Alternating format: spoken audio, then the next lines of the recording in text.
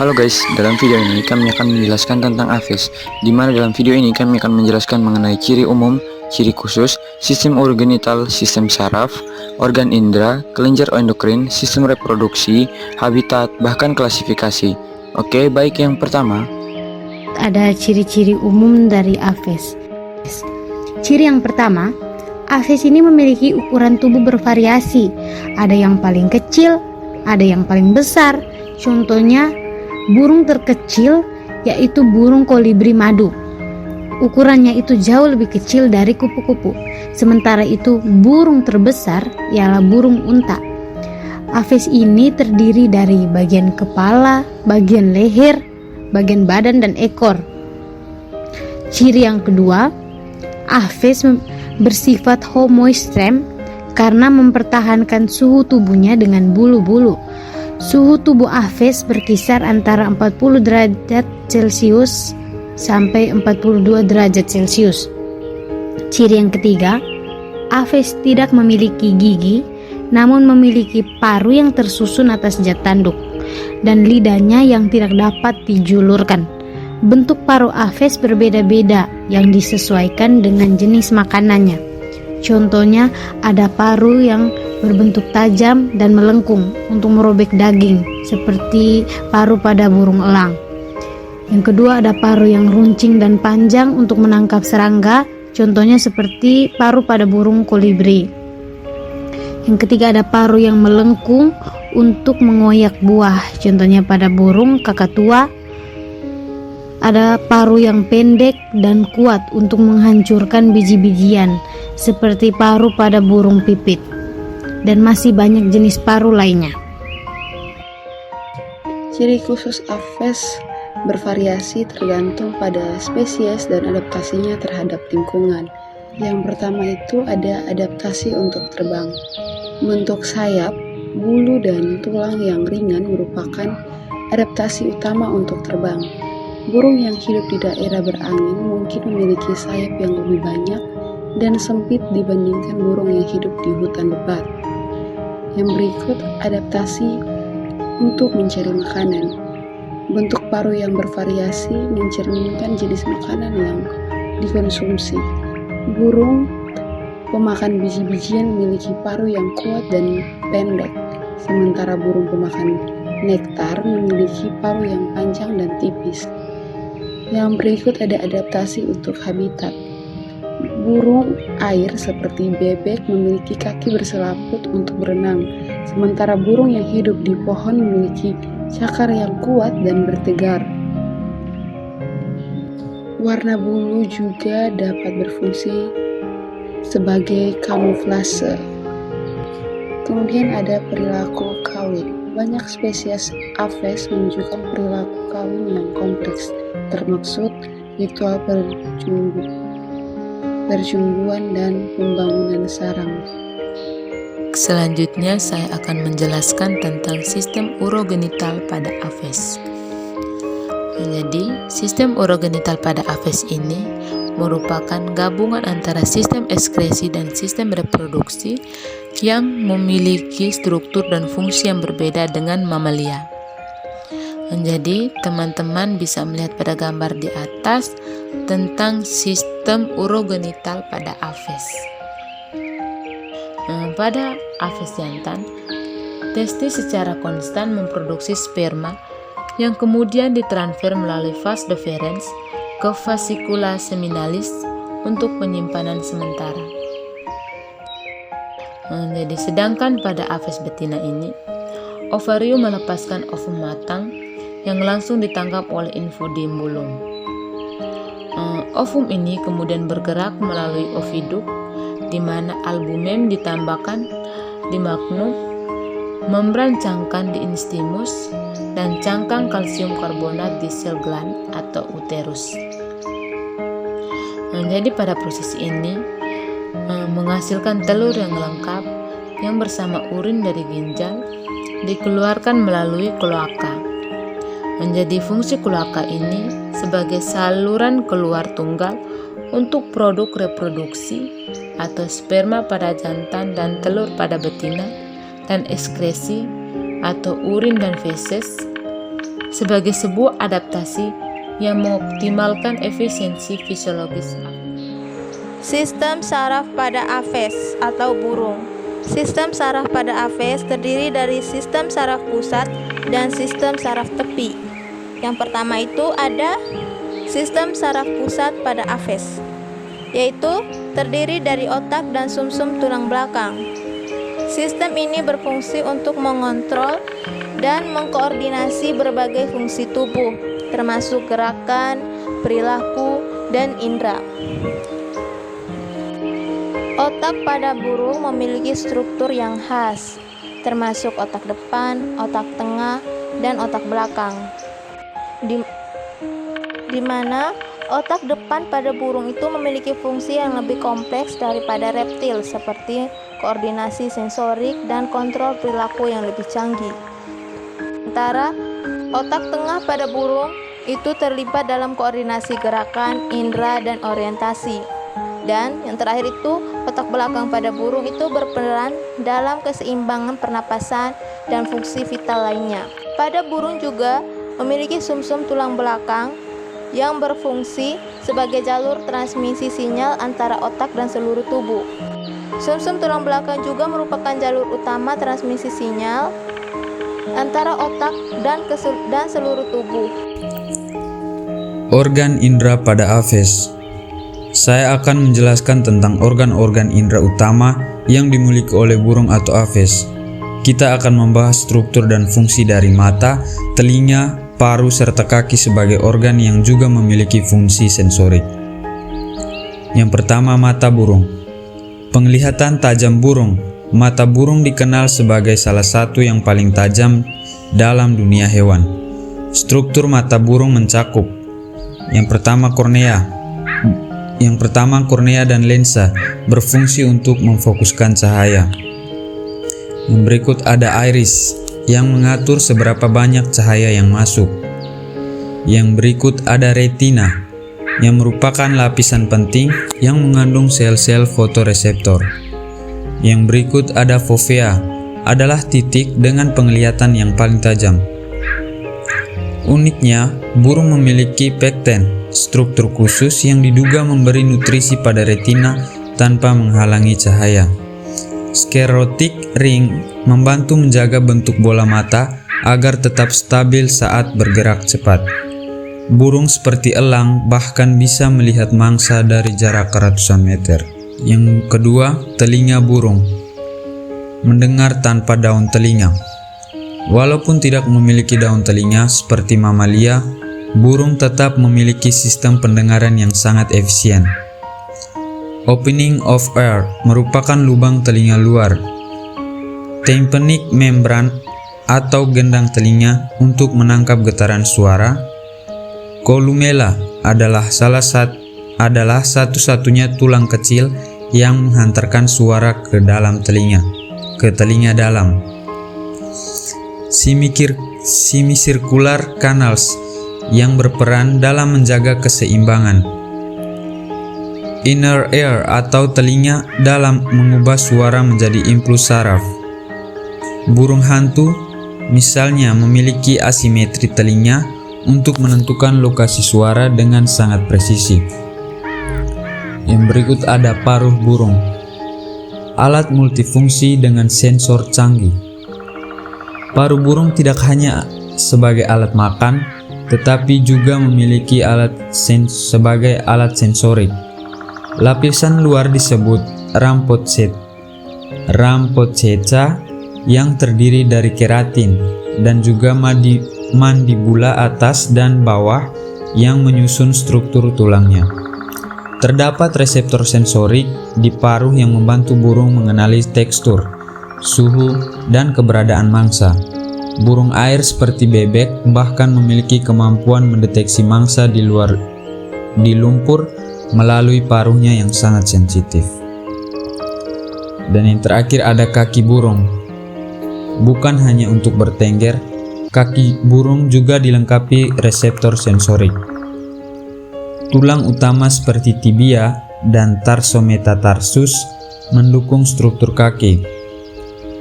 Adapun distribusi reseptor, terdapat terutama di bawah kaki, yang membantu merasakan tekstur, tekanan, atau benda asing. Fungsi ini penting saat burung bertengger di cabang, memegang mangsa, atau berjalan di permukaan yang berbeda. Burung pemangsa menggunakan kaki mereka bukan hanya untuk mencengkram, tapi juga untuk merasakan gerakan mangsa yang tertangkap. Kelenjar endokrin pada Aves. Kelenjar endokrin pada Aves terdiri dari beberapa kelenjar. Yang pertama, kelenjar pineal dengan lokasi belakang hemisfer otak besar dengan fungsi mengatur ritme sirkadian dan respon terhadap cahaya. Yang berikutnya yaitu kelenjar hipofisis atau pituitari dengan lokasi dasar otak di dalam rongga kepala, bentuk seperti ginjal kecil dengan bagian yaitu pars anterior atau PPA menghasilkan hormon seperti FSH, LH, LTH atau prolaktin, TH, ATH, dan GPH. Yang berikut pars posterior atau triple P menghasilkan oksitosin dan vasopressin, memiliki fungsi mengatur pertumbuhan, reproduksi, metabolisme, dan keseimbangan air dalam tubuh.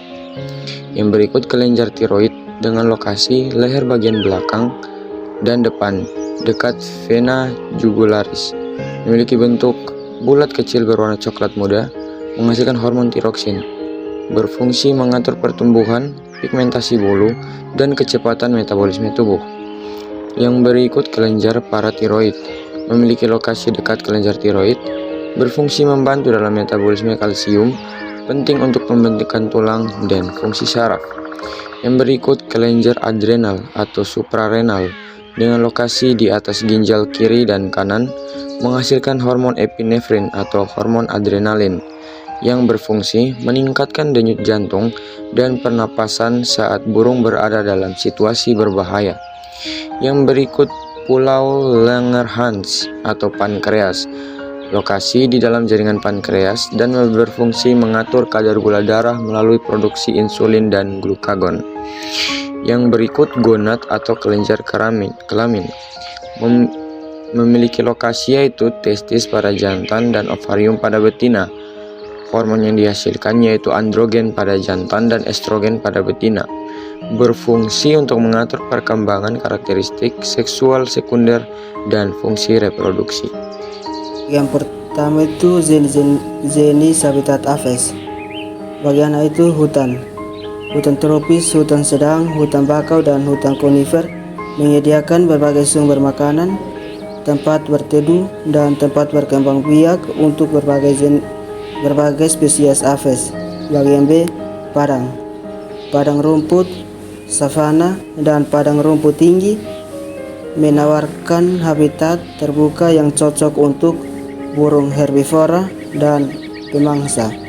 Bagian C, pesisir, pantai delta, sungai, dan wilayah estuari merupakan habitat penting bagi burung air seperti burung laut dan burung pantai.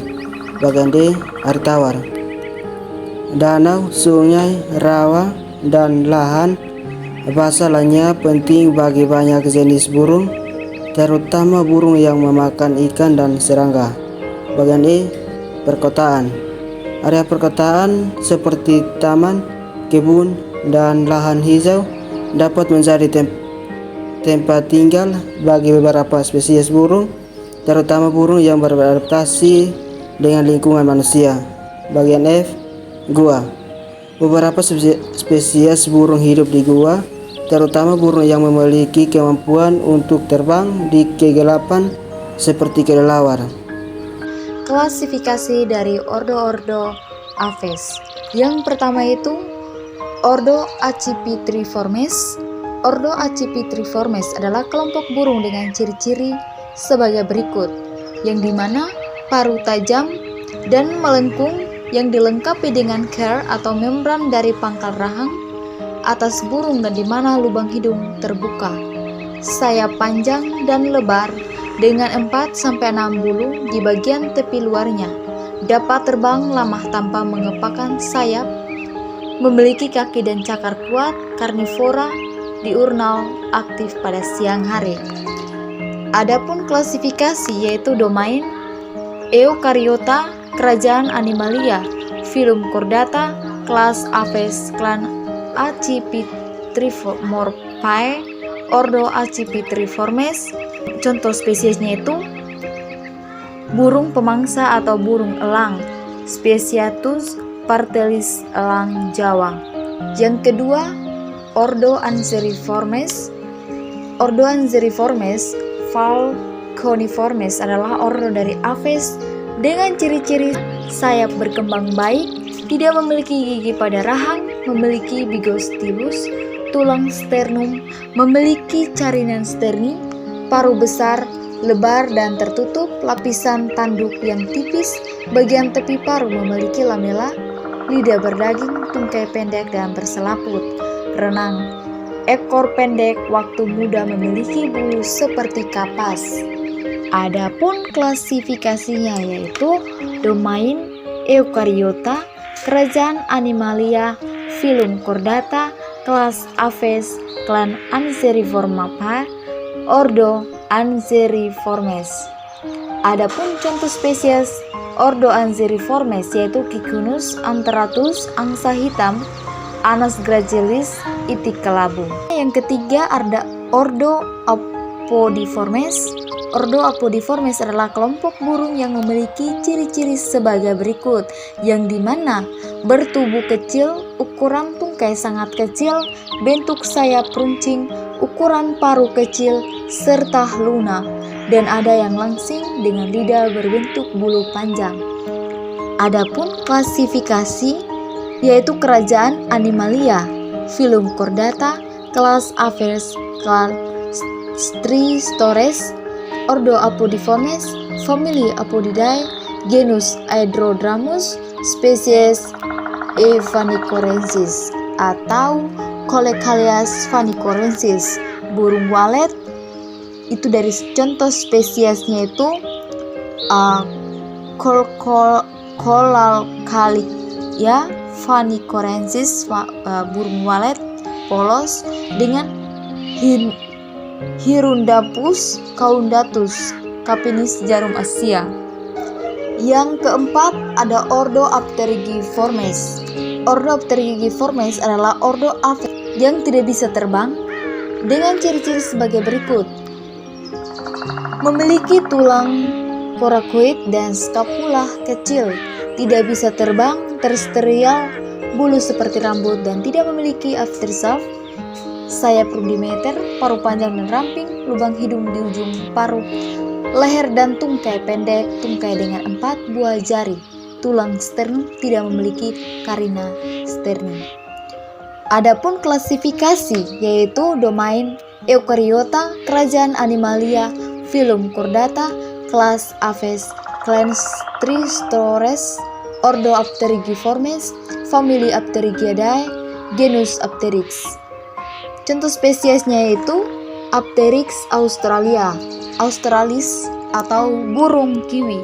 Bagian kelima, ordo Bucerotiformes. Ordo Bucerotiformes adalah kelompok burung dengan ciri-ciri memiliki paruh besar dan kokoh, tulang vertebra, bagian aksis dan atlas menyatu, 18% jantan lebih besar daripada betina, monogami. Adapun klasifikasinya, domain Eukaryota, kerajaan Animalia, filum Chordata, kelas Aves, ordo Bucerotiformes, famili Bucerotidae, genus Pitheceros, spesies R. undulatus. Contoh ordo spesies Bucerotiformes itu ada beberapa. Yang pertama itu Beronicornis, Comatus, rangkok jambul. Yang kedua itu Bucerorhinoceros, rangkok culak padat, Rhinoplaevigill, rangkok gading. Selanjutnya yang keenam, Caryamiformes. Ordo Caryamiformes adalah kelompok burung yang sebelumnya masuk ke dalam ordo Gruiformes, namun dipisahkan karena ada perbedaan pada morfologi dan genetiknya. Ordo ini terdiri dari famili Caryamidae yang hanya ada 2 spesies dan ordo Aves yang telah punah, yakni famili Poruscaridae, Pathornithidae, Idiornithidae, dan Ameginornithidae. Adapun klasifikasinya yaitu domain Eukaryota, kerajaan Animalia, filum Chordata, kelas Aves, Ordo Cariamiformes, famili Cariamidae, genus Cariama, spesies C. cristantha. Contoh spesies Ordo Cariamiformes yaitu Cariama cristantha. Yang ketujuh, ada Ordo Struthioniformes adalah salah satu ordo dari kelas burung yang tidak bisa terbang. Bentuk tubuhnya besar, terrestrial, kepala, leher, dan tungkai memiliki bulu yang tipis, kepala bentuknya kecil, paruh pendek dan lebar, memiliki leher panjang dan fleksibel, bulu tidak memiliki aftershaft, tungkai berjari 2, buah dan dapat lari cepat, tulang sternum tidak memiliki karina sterni, memiliki simesis pubis, contoh spesies Ordo Struthioniformes. Adapun klasifikasinya itu domain Eukaryota, kerajaan Animalia, filum Chordata, kelas Aves, Ordo Struthioniformes, famili Casuaridae, genus Casuarius, spesies Casuarius, yang dimana terdapat Struthiocamelus, burung onta. Selanjutnya yang kedelapan ada Ordo Cardadrioformes. Ordo Cardadrioformes adalah ordo dari Aves yang memiliki ciri-ciri kakinya panjang dan langsing, paruh panjang dan melengkung ke bawah atau atas. Adapun klasifikasinya yaitu kerajaan Animalia, filum Chordata, kelas Aves, Ordo Cardadrioformes, famili Chajanidae, genus Irendipara, spesies Gallinacea. Yang kesembilan, Ordo Ciconiformes. Ordo Ciconiformes adalah ordo dari Aves dengan ciri-ciri sayap berkembang baik, tidak memiliki gigi pada rahang, memiliki bigostilus, leher dan tungkai panjang, jari-jari tidak berselaput, paruh lurus atau bengkok, suka hidup di air, penyebaran bulu di sebagian betis tidak terdapat. Klasifikasinya, kerajaan Animalia, filum Chordata, kelas Aves, Ordo Ciconiformes, famili Ardeidae, genus Ardea, spesies Echinera. Contoh spesies Ordo Ciconiformes yaitu Ardea cinerea, cangkak abnya yaitu Ardeola speciosus plecoxawa, Leptoptilus javanicus, Banggaotonggong, tong.